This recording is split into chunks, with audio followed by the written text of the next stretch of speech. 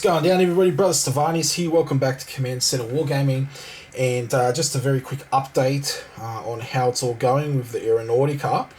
You can see here that I've got most of it assembled now, the stuff I've got.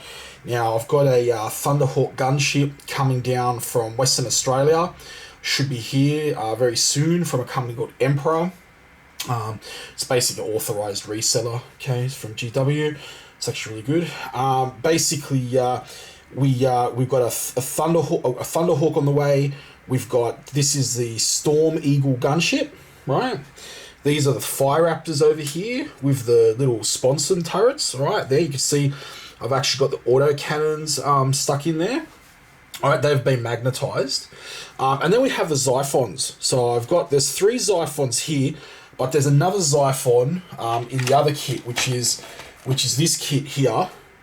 And we're going to have a look at that in a second. It's already opened, but I figured because, look, you know, I can't see myself buying a retail box of those Xiphons ever from GW. So I figured, look, this was given to me as a gift from Matt, and I thought, well, look, you know, it's, you know, a few Xiphons missing, but it still gives us a good idea of like what's in the kit and what's happening there. So I thought we'd just take a look inside it and stuff, you know, for historical purposes and stuff like that. So you can see here, you know, we've got the other parts here. You've got the heavy bolters, the quad heavy bolters. They're very small. And you can also see you've got las cannons as well, and then you've got auto cannons. So it gives you all the parts that you need. Now what I'm gonna do, I'm actually gonna very carefully put these away, and I'm gonna magnetize them as they come, so as they go. And Matt's telling me, I said, oh well, look, you know, what's the most common you know, weapon type for the turrets? And he said, you know, it's auto cannons. It's like that in 30k as well, you know. So, but I just wanted to check. So the auto cannons are in there. Look, I dare say I still got to see if I like this game, right? Because, yeah, it could be a really crappy game. Maybe I'll just won't play it. But I'll have my first game this weekend, so hopefully. So so we'll find out then, you know, like how it goes. And then, you know, we'll see what happens after that. Like I might, you know, play more competitive stuff. But we'll definitely, I think we'll do some, you know, bat reps on the channel.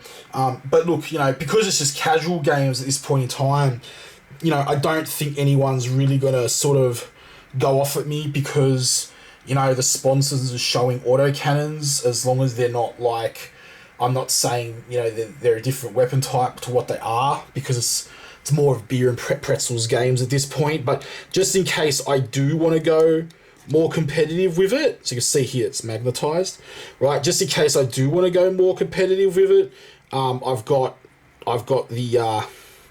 the sponsons there ready to go. So if I want to like switch them out and stuff like that, which is cool. So that's really cool. And yeah, so like you know, you can see here with the Storm Eagle, you know, you got the missile pods up the front, las cannons on the wings. You've got the little door. You've got the little door underneath here for deployment, basically for loading, because these can actually transport troops as well in the game. I actually use the Storm Eagle a lot in 30k, more than the Fire Raptor, as a matter of fact. But for some reason, well, I painted the Fire Raptor first, and I usually just proxy my Fire Raptor in with my Storm Eagle in 30k. People usually don't have a massive deal with it, but I do have one of these kits, and I need to assemble it, get it up there. But yeah, it should be cool. But it's really looking good. I've seen the Thunderhawk. It's about this big, I think. Right, so it's kind of to scale as how it would be in the 28mm scale. So it's really looking good, and yeah, it should be good. But one thing I noticed is, you know, I was talking about it, you know, sort of thematically fitting this more into my 30k games, and it's really interesting because I sort of consider it 30k more anyway, because, you know, if you look at all the units that have been released for Astartes so far, they're all like 30k units. Like, I know some of the, you know, the Fire Raptor gunship and stuff can be used in 40k as well. You know, the las cannon configuration is a very popular one in 40k, or was in 8th edition anyway. But yeah, I noticed there's no Storm Raven. So there's no Storm Raven gunship. There's no I think they call the Talon strike fighters, and the other one, those other little planes and stuff. So yeah, I'm just thinking it's very interesting that, because you would have thought that if it was 40k based, they'd be releasing kits for Storm Ravens and the little smaller fighters and stuff. I think it's called Storm Talon, I think it's called Storm Talon gunship. Anyway, whatever. So yeah, like, it's pretty cool.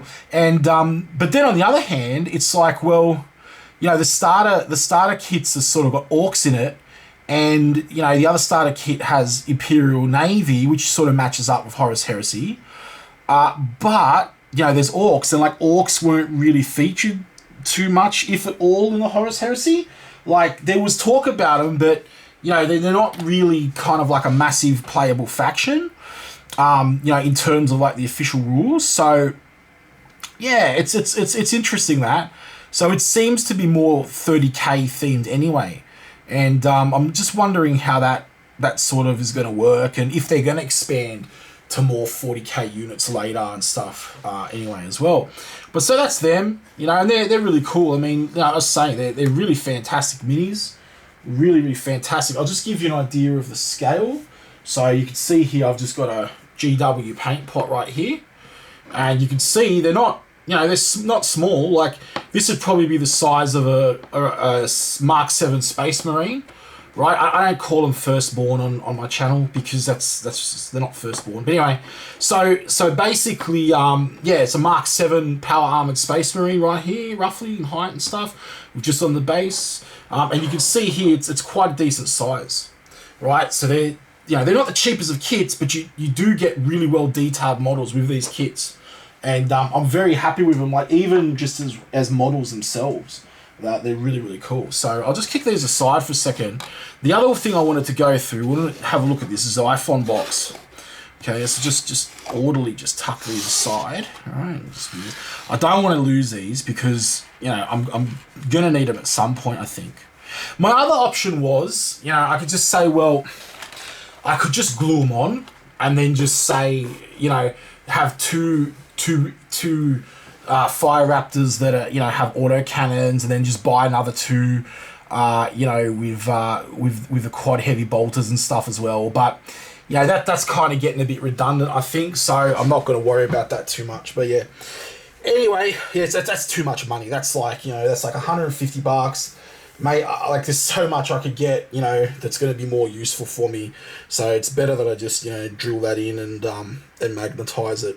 But over here, so this is the box for the Xiphon Interceptor Squadron. As you can see, it is already opened. You can see that you've got the really fantastic artwork on the front. This was a gift for my birthday from Matt. So thanks, Matt, the viewer of the channel. Also play 30k with him a lot. Fantastic. We met at multiple events. We play quite regularly together. So in that box you get 6 Xiphons. Okay, the usual stuff. You've got the recommended color patterns, the decals, sort of what's inside it. Handy paint tips on the back there. Okay, for your your technical paints for your screens or whatever. I actually, in my other video, I said I was going to use the technical paints for the windows. That's actually incorrect. What I actually use is the Tamiya Clear. So I'll probably use Tamiya Clear Red for my windows. That's what I use on my Fire Raptor to tint it. I find it works very well. So yeah, basically in this kit, I'm just going to open it up because there's some other stuff in here I wanted to show you. Let me just tip that out onto here. So we've got the decals, which is the same as the other kit. Right, just in case no one else has watched the other video. There you go. You get 6 of those bases. Obviously, I only have 1 here, though. Right, this I'll talk about in a second. These are the cards, the magnificent cards I was bitching on about for the last 2 videos. And you get some stands. This was a gift. It just is a Grey Knight pin. You just popped it into for me. That doesn't come in the box. But essentially, you'd get your instruction booklet. Right, so it's your Xiphon instruction booklet. It's exactly the same as the one in the Angels of Wrath kit, or Wrath of Angels kit, should I say. And then this is what half of a sprue looks like, and you get 3 of these, and you'll get 2 Xiphons on 1 sprue. It's exactly the same as the Wrath of Angels box sprues, except you get 3 of them in the box. So you can see here, that's what it looks like. That's the sprue. Yes, there've been some parts taken off the other one, but they're basically duplicated on both sides here. Okay, so that's what it looks like there. All right, now what I wanted to talk about as well, if you remember the other day, I was sort of bitching on about the cards and not being in the instruction manual correctly. Well, we actually have some cards. Now, it turns out the cards you can actually buy from Games Workshop in a separate pack, right? And this is them here. Matt's chucked some in for me. They do not come in the Xiphon pack, just so you know. Okay, they actually, you need to buy these separately, but he's given me a few, and essentially what they are, they're just stat cards. So they're just stat cards, and you've got your Xiphon here, your Fire Raptor here, your Storm Eagle, 2 ordnance cards featuring missile stats and rules, and the Thunderhawk gunship one. And you notice here that there's no actual picture for the Thunderhawk, and that's basically because it's got so many blooming weapons that they need that space on the card, which I think is actually pretty cool. And you can see you've got points costs here.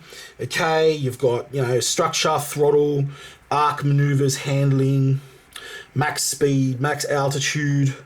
Right, you've got the type of weapon, the fire arc of the weapon. So, for example, front, your fire arc would come in the front of the base here, right? Or if it was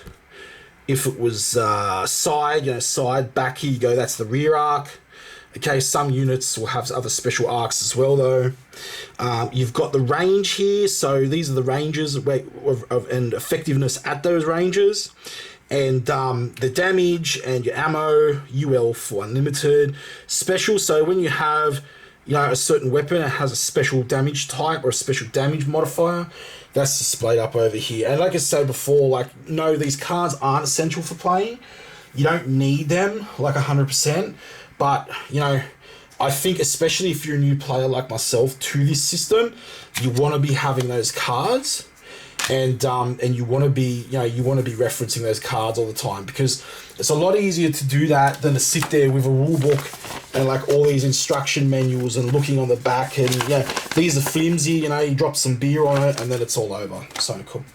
Anyway, everybody, fantastic. So I'll leave the video there. Hope everybody's well. Don't forget to subscribe to the channel if you enjoy the content. Just hit the subscribe button, and feel free to leave a comment if you played this game before, or if you have any suggestions for videos, or just any general feedback at all. And I'll see everybody next time. See you later.